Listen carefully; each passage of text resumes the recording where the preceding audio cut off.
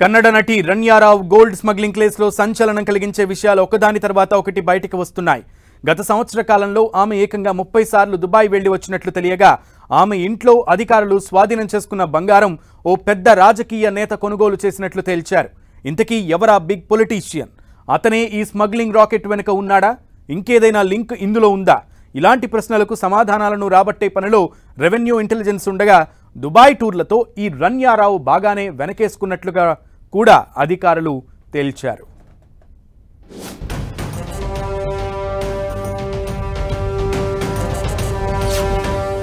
బంగారం తీగ లాగితే గోల్డ్ స్మగ్లింగ్ మాస్టర్ మైండ్ డొంక కదులుతుందా?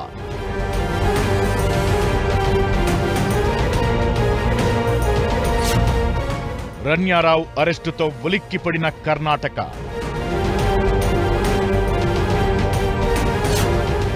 అసెంబ్లీలోనూ ఇదే చర్చ. నటి రన్యారావు అరెస్టుతో దేశవ్యాప్తంగా ఒకటే చర్చ ప్రారంభమైంది. అందంతో పందెం వేసిన ఈ చిన్నది అసలు ఇంత పెద్ద ఎత్తున బంగారం స్మగ్లింగ్ ఒక్కతే చెయ్యగలదా అని. మరోవైపు ఆమె తండ్రిగా చెబుతున్న రామచంద్రరావు సవతి తండ్రిగా తేలింది. అలానే ఆయన ఈ వ్యవహారంతో తనకి సంబంధం లేదని రన్యారావు తమ పరువు తీసిందంటూ చెప్పినట్లు సమాచారం.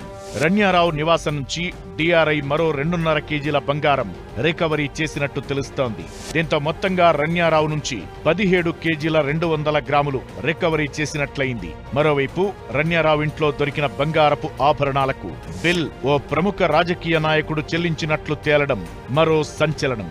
ఈ పేమెంట్స్ ఏ రూట్ ద్వారా జరిగాయో కూడా రెవెన్యూ ఇంటెలిజెన్స్ నిగ్గు తేల్చబోతోంది.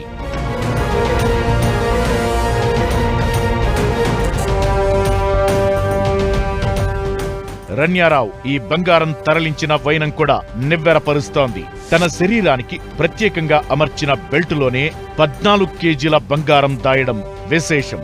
మరోవైపు ఈ వ్యవహారంపై కర్ణాటక మంత్రులు కూడా స్పందించాల్సి వచ్చింది.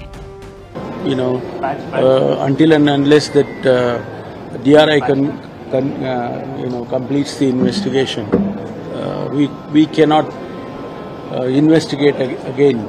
That's internally, yes. Internally, department, I've asked them to look into it.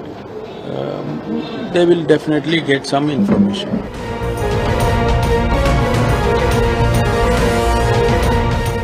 రన్యారావుని department of revenue intelligence arrest చేసిన తరువాత ప్రశ్నించే కొద్దీ ఇంకా సంచలన విషయాలు బయటకొస్తున్నాయి. ఒక్క సంవత్సరంలో దుబాయ్కి ఆమె 30 సార్లు వెళ్లి వచ్చిందని తేలింది.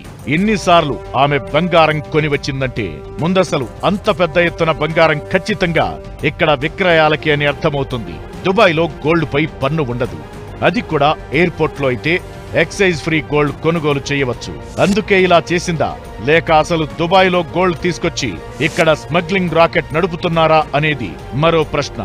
ఆమె దుబాయ్ వెళ్లి వచ్చిన ప్రతిసారి కనీసం 15 లక్షలు వెనకేసినట్టు చెబుతున్నారు. ప్రతి ట్రిప్ లో 10 నుంచి 12 కేజీల బంగారం తీసుకొచ్చిందనేది అధికారుల అనుమానం.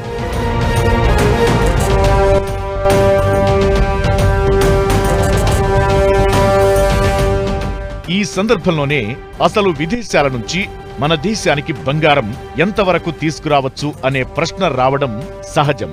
నిబంధనల ప్రకారం ఓ వ్యక్తి విదేశాల నుంచి మగవాళ్లైతే 20 గ్రాముల బంగారం, ఆడవారైతే 40 గ్రాముల బంగారం ఎలాంటి కస్టమ్స్ డ్యూటీ లేకుండా తీసుకురావచ్చు.